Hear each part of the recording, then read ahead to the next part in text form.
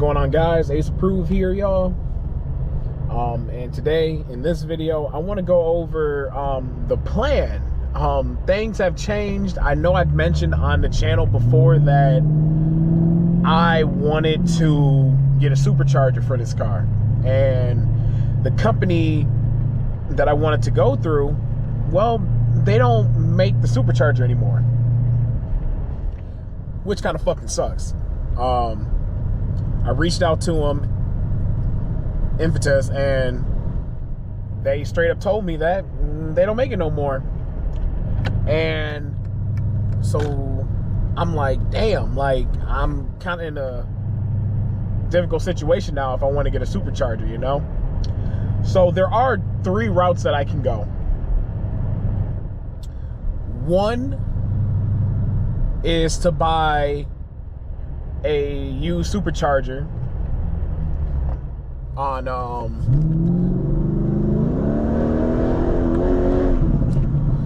what an idiot. I'm sorry. This lady, she like stopped right in the middle to turn left instead of getting in the left turning lane. Anyway, so yeah, one is to get a supercharger kit, a used one off of eBay, which is probably the best route if I want to supercharge it. I know there's one I've been looking at on eBay. The guy has everything for the, and I don't know if you guys heard of Victory Road Performance, VRP. They have like a pulley system where you can use the M113K supercharger on an NA M113. And I might go that route if I do want to supercharge, because it's been proven to work. It's just that it sucks that the other company's not doing it, because it would have been a custom, not custom made, but it would almost been more of like a plug and play. And that's kind of ideally what I wanted. I didn't want to like do any like cutting or anything like that, because I know this one with VRP, I'm gonna need possibly another ECU, but I don't think so. I think if I can just get a tune through Race RQ, I don't think you need to get another ECU. I highly doubt that. But the second option I can do is find a custom shop that'll custom make a supercharger kit. And going that route is going to be stupid expensive. So supercharging, it's already going to be expensive. And going a custom supercharge is going to be really expensive, because now they got to find or make a custom supercharger for my needs and for my car. And that's a difficult, especially since like Kleeman don't make it, Infinitas don't make it.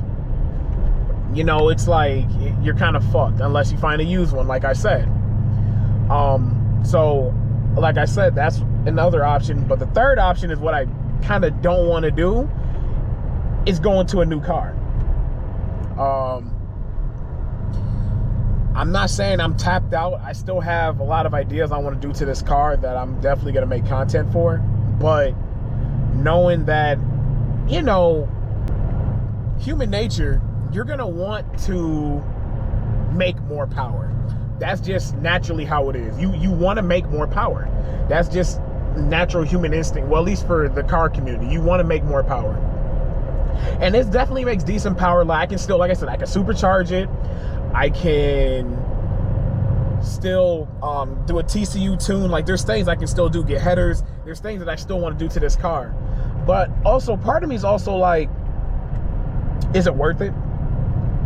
And so it's yes and no. So like, yes, because it's a unique build. No, not many people have done it, or a lot of people haven't done it at all, or documented the whole process of going through the whole thing. And that would be great for my channel to go through, show you guys everything that I've done to supercharge it, all the process, what I had to do, etc. But another part of me is like, if I do get it, was it worth it? And what I mean by that is that, like I said, you want to go fast, but when you supercharge the M113 NA, sometimes you might not get the gains that you're hoping. You might only get like maybe 80 horsepower, like, and you know, on the low end, you know what I mean? And let's say you get 80 horsepower. Okay, maybe I'm at like 400 horsepower. Well, I feel like if I got a different platform to work on or to have, I could make that out the box. But then I get rid of the unique factor of having a CLK 500. I'm getting rid of the true car enthusiast of wanting to mod your car, because I'm going to a faster platform. Now, yes, I mean, in a sense, yes, going to a new platform does make sense, okay? I'm not saying it don't. It does make sense because you're getting more horsepower out the gate. But at the same time, though, when you build an attachment to a car, and it's not like this car is slow, it's quick.